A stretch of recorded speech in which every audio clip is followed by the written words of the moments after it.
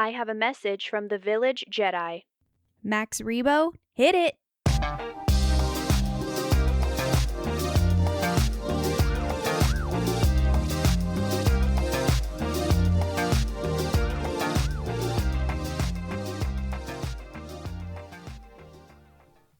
Hello, and happy Friday to everyone who celebrates. Welcome back to another Star Wars Point of View brought to you by the local Village Jedi.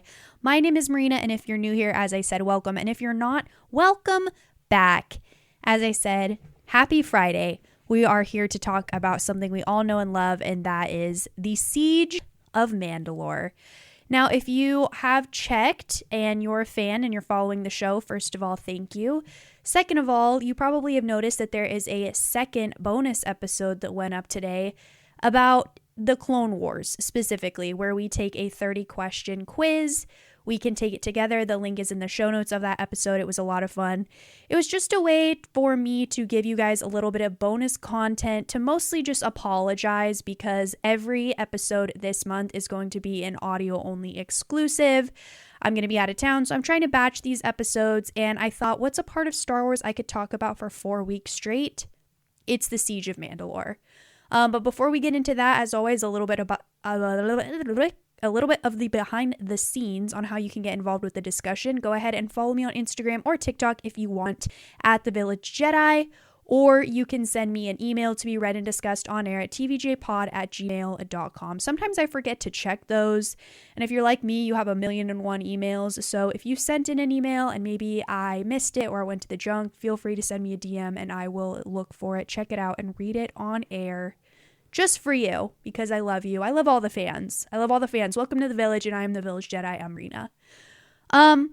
Another thing that we're going to do before we get into the yap is take a brief ad break. Hello there. If you're looking to build your collection, the Village Jedi is now collaborating with Saber Masters to offer you $20 off your first combat-ready laser sword. You heard that correctly, combat-ready. The team at Saber Masters makes it their personal mission to create lightsabers built to last using lightweight polycarbonate blades with customizable settings and simple navigation. Saber Masters has really crafted the ultimate experience. Saber Masters is always offering a great deal for Force users everywhere, but with my code TVJ20, you can save an extra $20 at checkout. Simply type in the code at the checkout screen, TVJ20, and you're done. Link will be in the show notes. So, as I mentioned, with all that out of the way, we have a lot to yap about the Siege of Mandalore episodes. There are 4 episodes, which means each week we're going to deep dive into these. I love this era. A little bit of pre-show info. This arc really did end an era. Like, before we get into the episode and notes, we're going to dive in a little deeper here. We need to go backwards. One of the most important pieces of Star Wars lore is these 4 episodes, this 4-episode finale of the beautiful and timeless masterpiece that is the Clone Wars animated series. A friend actually recently had asked me what triggers you the most as a Star Wars fan, and it's honestly, my answer was people who choose to ignore Star Wars animated stories because it's quote-unquote Disney slop. My friend, this show has it all. The 2008 TV series, The Clone Wars, aired on Cartoon Network. It was created by George Lucas himself, produced by his company, Lucasfilm Animation. And as we read on the internet, this series originated from Lucas's desire to explore the untold stories of the Clone Wars era, including characters and planets briefly mentioned in the Star Wars prequel trilogy. It continues on to say that development began as early as 2004. Lucas hired supervising director Dave Filoni, the man, the myth, the legend, who had worked closely with him, and the creative team drew inspiration from a variety of sources, including the original Star Wars trilogy and Ralph McQuarrie's concept art, while also drawing elements of anime, manga, and the Clone Wars 2003 to 2005 micro-series. Lastly, the series was preceded by an animated theatrical film of the same name in August 2008. It originally intended to serve as the show's first episodes and officially premiered on October 3rd, 2008 on Cartoon Network. The show ran for 5 seasons before its initial cancellation in 2013 after Disney had purchased the franchise. So then, we had 5 seasons. It was fantastic. It was a time to be alive as a Star Wars fan. And then we actually ended up getting a 6th season when the show made a partnership with Netflix. They renewed it for a 6th season for Netflix. And then, of course, we greenlit with that 7th season after Disney Plus came out. Actually, at this time, The Mandalorian had also come out. And so that meant that there was a new demand of fans from the creators to please just release this Siege of Mandalore story. It increased dramatically. The people were rioting in the streets. E.K. Johnston had just wrote her Ahsoka novel. And so we got a little bit of Order 66, Siege of Mandalore, business. And The Mandalorian was opening up a new way for us to explore these Mandoverse stories. We needed to see what Dave's vision was going to be for these stories. Rebels had finished, and that was incredible. So it just was a time to be alive as a Star Wars fan, to know that there was going to be a brand new season of this show. And if you are as big a fan of the show as I am, you remember exactly where you were when you saw this for the first time. And that's kind of the perspective that I want to come at with these episodes. The show ended up spanning 133 episodes as the series delves into the moral complexities of war, blurring the lines between good and evil, and echoing Revenge of the Sith's opening crawl. There are heroes on both sides. Evil is everywhere. This portrayal helped establish the series as a significant part of the Star Wars lore, expanding the mythology in ways that the films could or did not. It also bridges the gap between the prequels and the wider Star Wars universe, offering insight into the stakes leading up to the Revenge of the Sith. So that's just a little bit from the internet film. I wanted to deep dive into these episodes because, as I said, it's going to be our discussion point for the rest of the month. If there's anything that you want to add about these episodes, I had a forum link open for about a week, so I'm going to be reading those at the end of each of these episodes. And I just want to say I appreciate to anyone who writes into those. I put the prompt and a link on Instagram. It makes for a lively discussion at the end of the episodes when I add those pieces to the episodes and to the show. It really makes me feel like we are all part of a Star Wars village together. So, this is my show. It's my first time really breaking this down as if it were supposedly the first time I ever watched it. I just want to take you guys through my full experience. I'm going to relive this hype. You can relive it with me. We're going to do this together 6 years later. Because if you ask me, the world needs a little more magic when it comes to this. When it comes to Star Wars animation, we got pure bliss from Maul Shadow Lord. And it gave me the same giddy, childlike naivete of what true Star Wars storytelling peak could look like as these 4 episodes did. I didn't have anyone to talk about this. COVID was raging. I was getting married on Zoom in a month. I had my stimulus check, so I ended up buying an Xbox so I could play Minecraft with my friends. But Star Wars was always on the TV. I was waiting week to week with the rest of y'all, okay? So the fact that people have the blessed gift to just sit down and binge these 4 episodes is not a privilege to be taken for granted, okay? We were in the trenches at one point.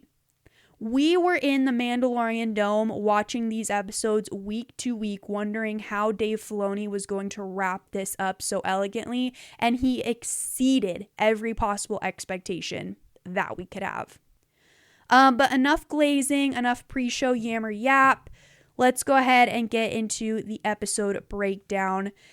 If you want to pause this episode and then go rewatch the first episode, Old Friends Not Forgotten, that's the first one that we're going to watch, and feel free to do a rewatch with me. I mean, how fun is that? Maybe you're going to listen to this episode and then you're going to watch the episode and you're like, oh, she maybe caught on to something that I had missed. Doubtful.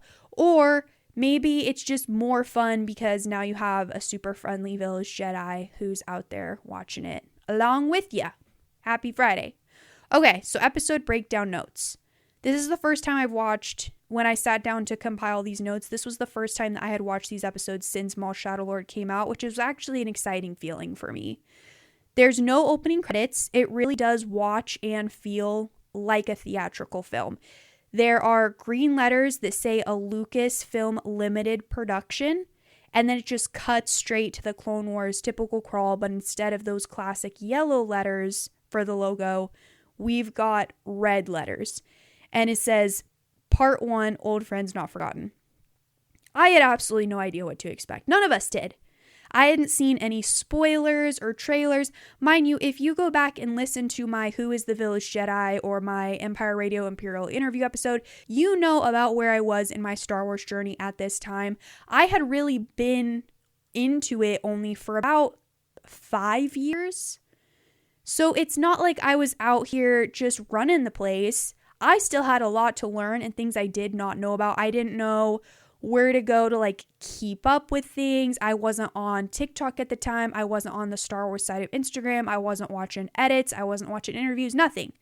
So I went in totally blind, but absolutely brimming with anticipation. So Old Friends Not Forgotten. That is the name of part 1. What do I think this is a reference to? Old Friends Not Forgotten. Let's think about this. Ahsoka comes back. Bo-Katan comes back. Maul comes back. There is a lot of old connections resurfacing. No matter how hard Obi-Wan tries, he's never going to be able to forget Maul. Anakin will never be able to forget Ahsoka. Ahsoka and Bo-Katan will never be able to forget Obi-Wan and Anakin. So it's all coming together. These connections, these deep level plot lines that we get to explore, and such an ominous title, Old Friends Not Forgotten. At face value, you think like, oh, obviously Ahsoka and Anakin, they're getting reunited, and then we see her talking to Obi-Wan, and no. It goes deeper than this. Because when you really think about it, this is the grand pizzazzy charisma. Maul is still trying to get back at Sidious.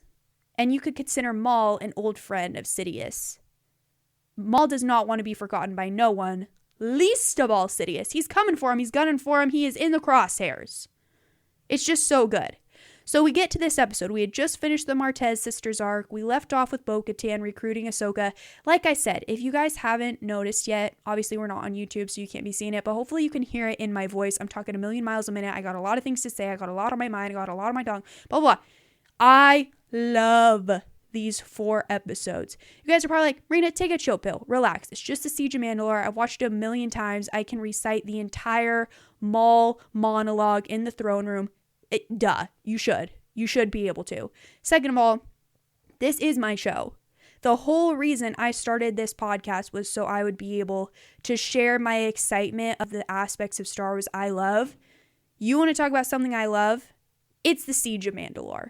It is these 4 episodes, okay? This solidified my loyalty to the franchise. Ride or die forever after this arc. So Admiral Yularen, he narrates current events, and someone on Reddit had actually commented something I'd never heard of, but I absolutely love it now. They said that the intros are specifically done and designed in the style of news series about World War II that were played between movies at theaters at the time. Sort of like the opening intros are essentially Republic propaganda, which is ironic because the character narrating later sides with the Empire. Love that. Cinema. This show didn't know what it was until it became an unstoppable beast. Very much like Rebels. Very Echo Dave Filoni style, where he kind of starts off a little rocky, like he's got some things going for him. He's not really sure how the fans are going to respond. But then once he's got a good idea of what the fans want and that we're hooked and we're engaged and he knows what he wants this show to become, it's flawless. And so this was the icing on the cake. We hear the final Admiral Yularen spiel to open up these 4 episodes, and it is just the end of an era. This is the only time we hear it in all 4 of the episodes, to my recollection, and it's amazing. It's nostalgic. It is where we want to be as fans when we rewatch this over and over and over again on movie nights on Fridays. Happy Friday. So the opening dialogue really sets us up for exactly where we are in the stream of time. Okay, we notice an animated Grievous. There's an Order 66 montage with the generals. We've got Isla Secura.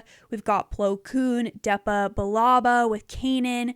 Part of that meeting sort of ends with the dispatch generals. And it's crazy that these events of the last episode line up perfectly with the first episode of The Bad Batch, where we see that same pair, Depa and Kanan, on their Order 66 mission given during that hologram meeting. So the Jedi Council is assigning these different Jedi. Here's where I want you to go. Here's what you're going to do. We see that with Isla. We see that with Plo.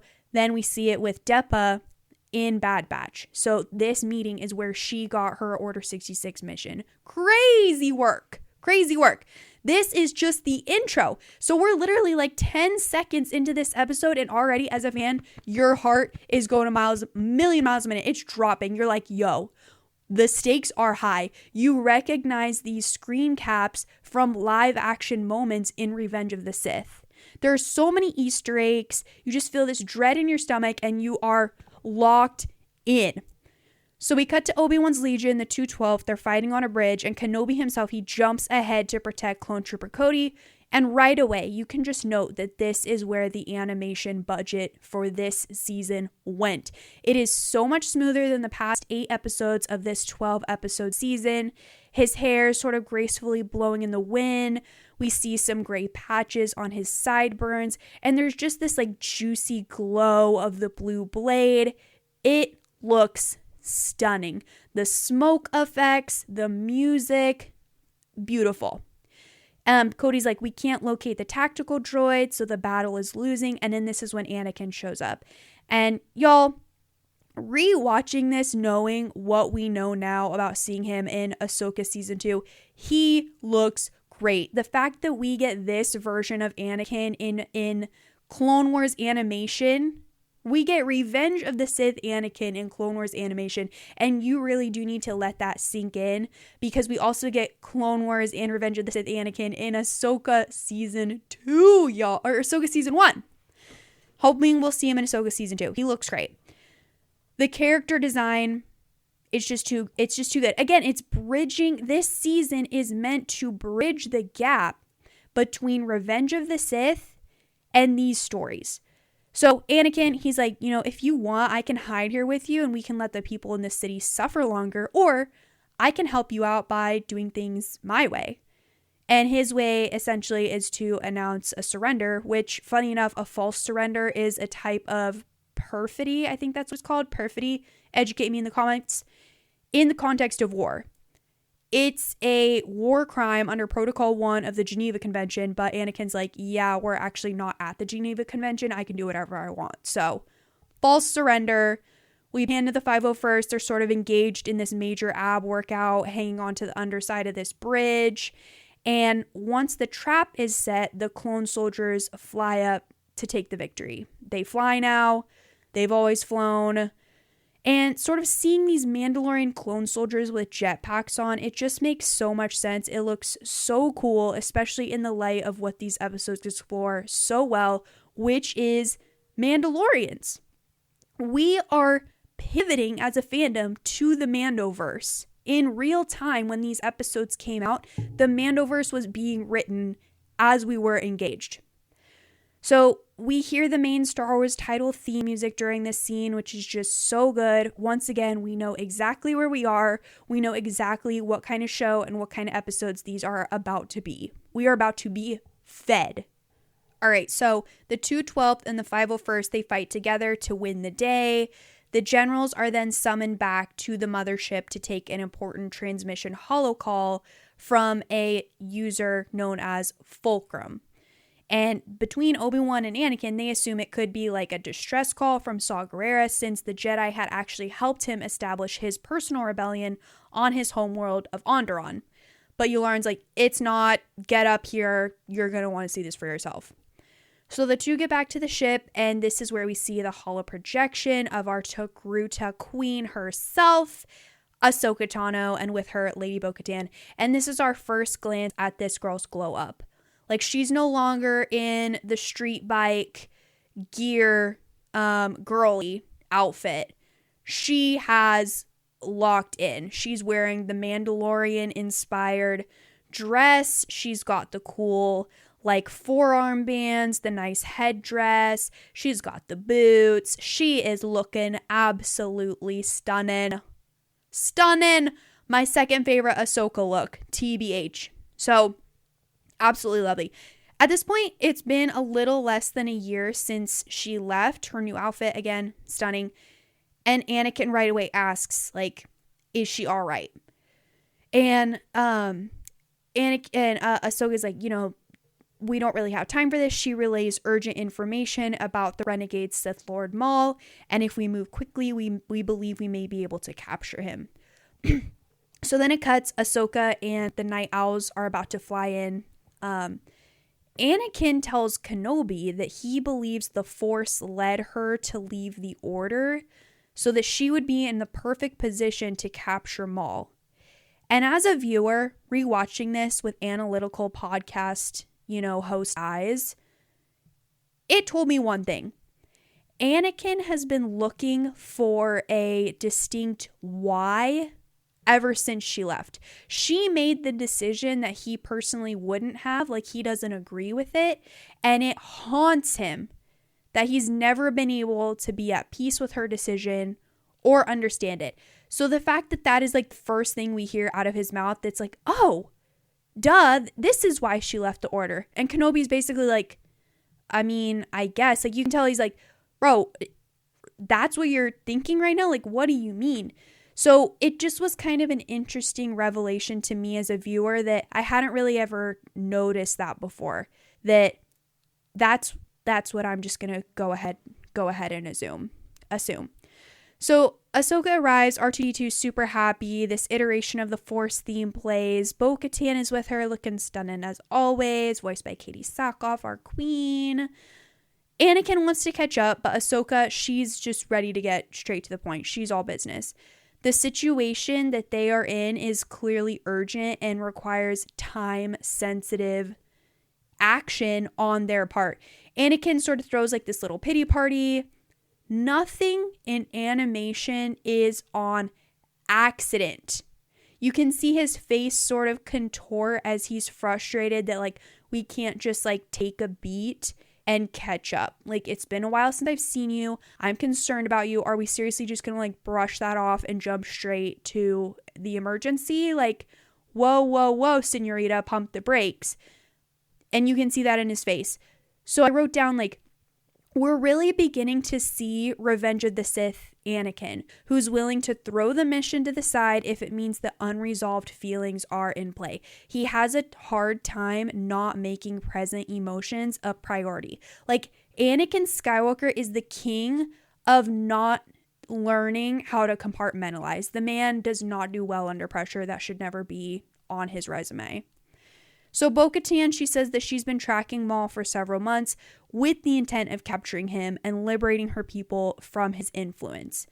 They become a much different society since the murder of her sister, and Bo-Katan really does believe that an outsider shouldn't be pulling the strings on the Mandalorian throne.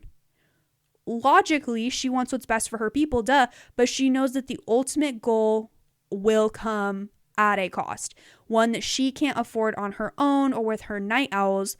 So this is kind of the plan here, that she wants what's best for her people, and thus was able to use Ahsoka to gain an audience with the Jedi generals petitioning their help in her cause.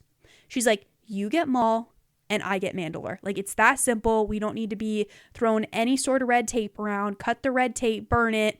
Let's just get down to business. We're running out of time, mama. Obi-Wan and Anakin are, they're kind of looking at each other. And Obi-Wan's like, if Republic forces aid you in your assault, we will be breaking treaties 100 years old. We will effectively be drawn into yet another war. And Bo-Katan just goes, what's one more? Bruh. A war between Mandalorians and the Republic army? I wrote down, it wouldn't just be soldier versus soldier, bro. It would be brother versus brother because the clones are Mandalorian by blood. Like, this is wrong on so many levels to have clone soldiers fighting Mandalorian soldiers. So on one hand, you got Kenobi and he's like, we can't do that because it breaks the law. And Bo-Katan's like, I don't really give a rip. But when you look at it from a morality standpoint, like if Rex was in on this conversation, guaranteed him and his men would not want to be fighting the Mandalorians because they know who they are, they know where they came from, and they know where their loyalties stand. They are men of honor, just like the Mandalorians. Duh. No one is surprised. No one is shocked. The crowd goes crazy. So Kenobi sort of wants to consult the council, as he is Mr. Boy Scout. He can't agree with anything on his own. He needs to have kind of the crowd of gurus behind him to say yes. But Bo-Katan pulls out the big guns. Like, Mama is not playing fair. She is not here to take names. She says, he murdered my sister. I thought she meant something to you. Bruh. Wrap it up. She just ended your whole career, my guy. You cannot come back from that, I fear. You cannot. So ultimately, Kenobi, he has his final say. Bo-Katan angrily comments that this whole thing was a waste of time. She storms out. And so Anakin and Ahsoka go together to go visit the 501st. So on their way, the clone soldiers are sort of respectfully greeting her and acknowledging her presence and her rank, but she feels like she is not worthy for this kind of attention from them. But Anakin goes ahead and reassures her. He's like, loyalty means everything to the clones. And girl does it. Good soldiers follow orders. Oh, it just sends a shiver down your spine. How Ahsoka feels about the clone soldiers she fought alongside is completely heartbreaking, as revealed through this arc and then later through her dissected trauma in Ahsoka Season 1. They are a core part of her journey within this order. She has all her whole upbringing since she was a Padawan, she even mentions it in the last episode, is fighting in this war alongside these clones. There's this theme of strong mutual trust, and it's reinforced, which makes the payoff of an animated Order 66 that much more gut-wrenching and memorable to watch. So the doors slide open. They reveal these beautiful painted helmets matching her face markings. I had to take a breath here. I paused, I typed, I relay. I wanted to take a second and comment that her typical headdress that we had seen in past seasons up until season 7, they're the teeth of the Akul, which, as you know, you can just listen quietly. Crisscross applesauce. The teeth of an Akul, A-K-U-L. It's a powerful beast on her homeworld, and those like that headdress, those teeth, it can only be gained by single-handedly defeating or bringing to submission one of these powerful beasts. The Akul is a saber tiger-like beast that we actually see in Tales of the Jedi. So something about this tells me, I just had to remember, she's not wearing it in this outfit, but she's wearing it in every other outfit.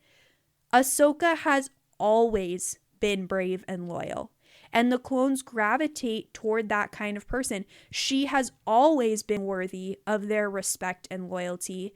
It's at this point during these episodes that she finally comes to terms with what that really means on a grander scale. What that means not only for people like the Jedi who are willing to treat them with fairness, but also what it means for people like Palpatine who are willing to take that loyalty and just completely prey upon it, take advantage of it, and do the absolute worst thing you could imagine. So the painted helmets, they're really cool on the first watch. They are hauntingly traumatic on every other rewatch of this arc. Like, literally imagine, we'll get to it, imagine trying to fight someone who is trying to kill you. There's hundreds of them, and they all have a painting of basically your face.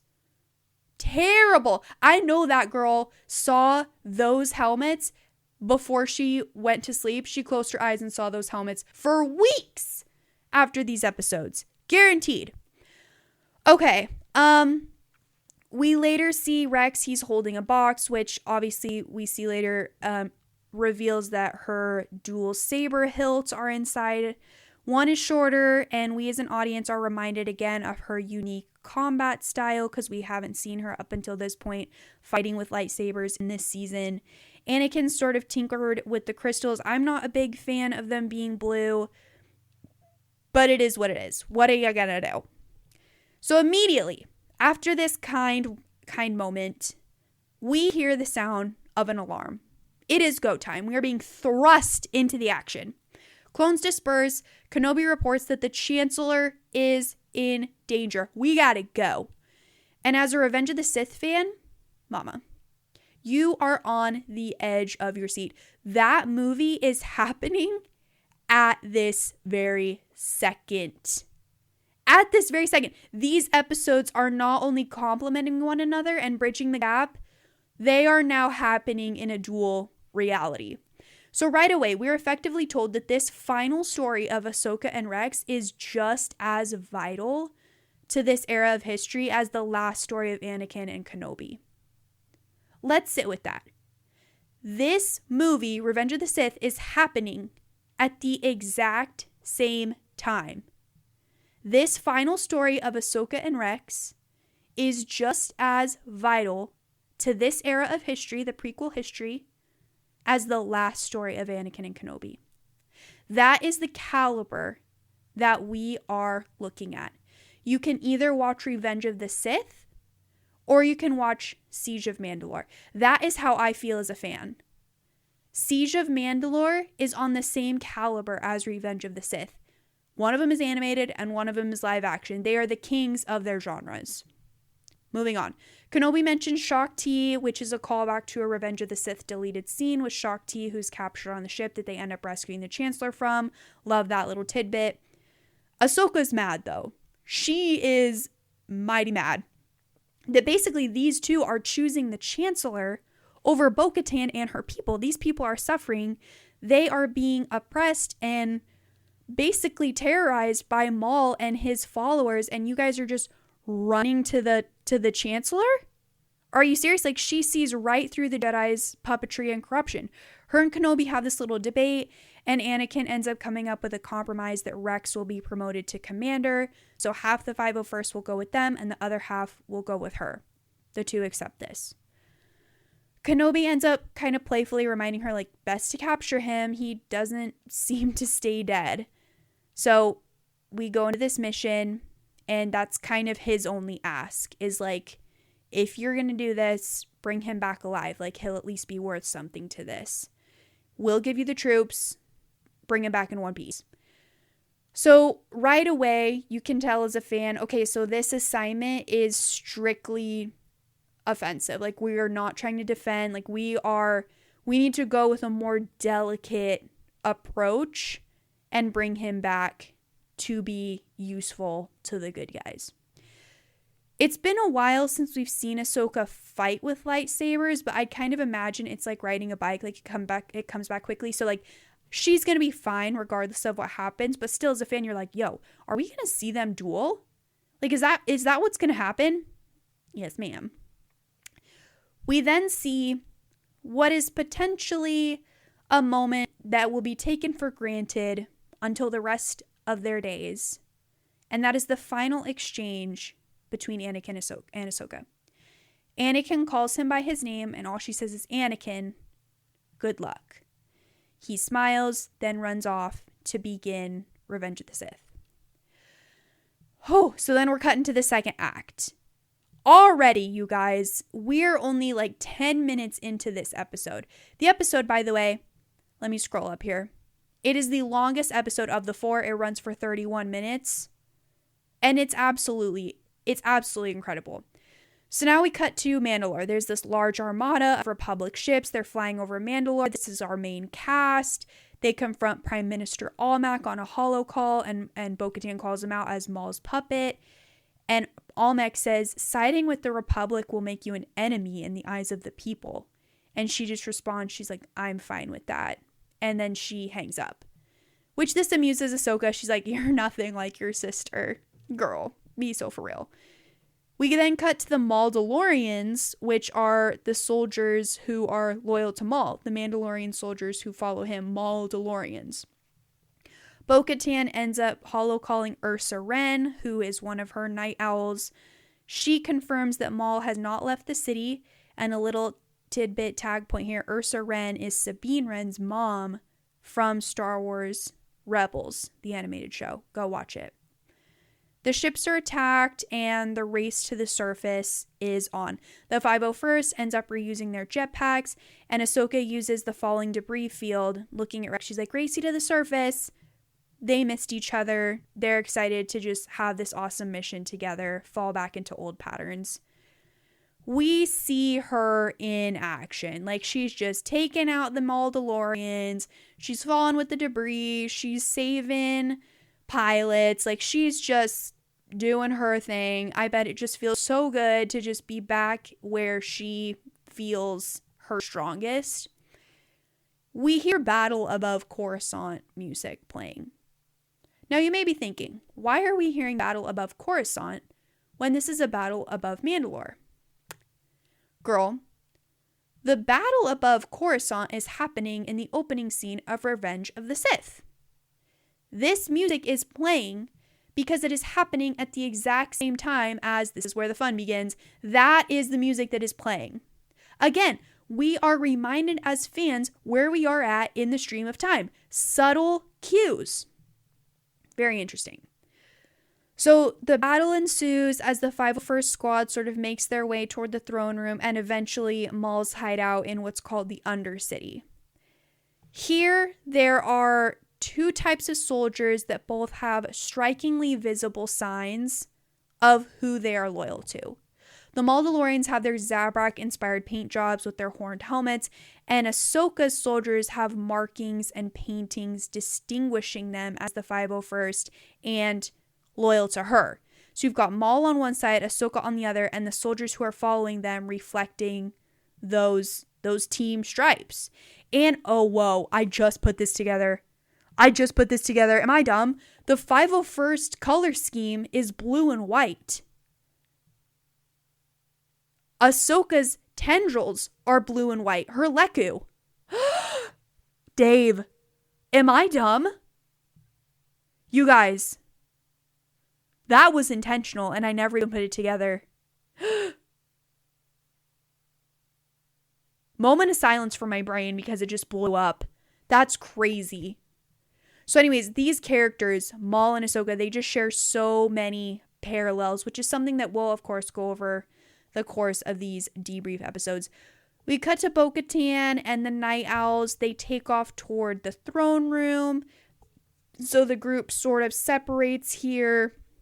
Rex supports Ursa on the decks against the Mandalorians, and Ahsoka splits off with a small squad toward the tracking point where Captain Vaughn has seen Gar Saxon run down the sewage tunnels and conduit pipes. He works for Maul. He's the bad guy.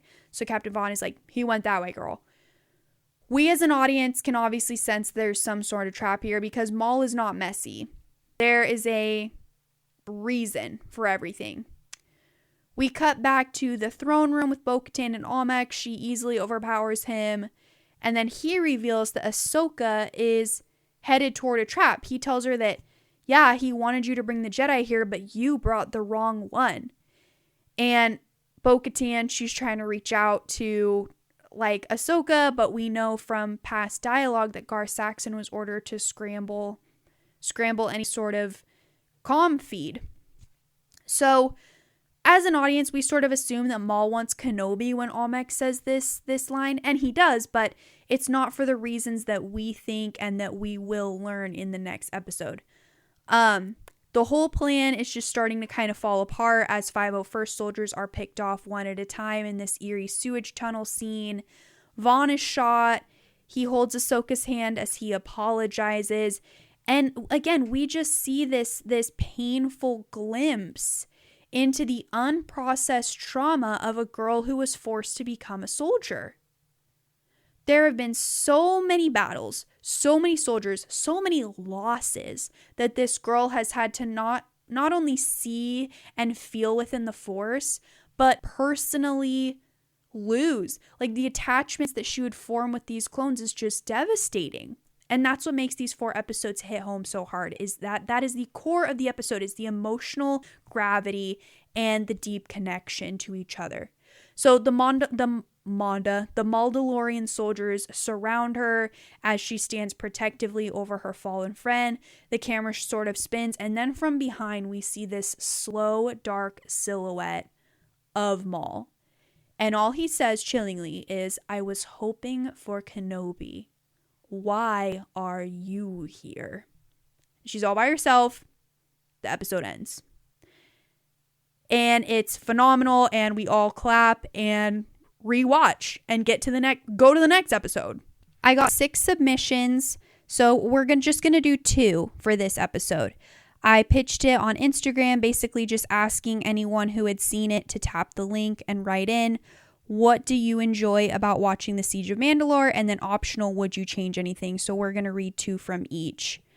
Let's see. So the first one says, what did you enjoy about watching the Siege of Mandalore? Motion capture duel.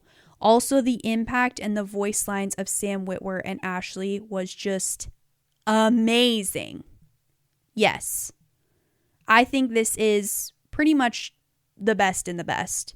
Like, the duels that we see during this arc is incredible. The battle scenes alone, the high stakes, the high tension, Sam Witwer's voice acting, as we'll get into the next episode, his monologues, his dialogue with Ahsoka, Ashley Eckstein, so incredibly moving, powerful, memorable. It will stick with you as a fan till the end of time. Okay, would you change anything? Optional. We'll read one from there. Absolutely not. I mean, I can change a few things, but that would be my emotions talking. So true. If the emotions had their say, had their way, first thing I would change is Jesse doesn't die. Like, that ARC trooper is really, really cool. Second thing I probably would change emotion-wise is the people of Mandalore cannot catch a break. You know what I mean? Like, they have really just been going through it. Like, they need some stability in their lives.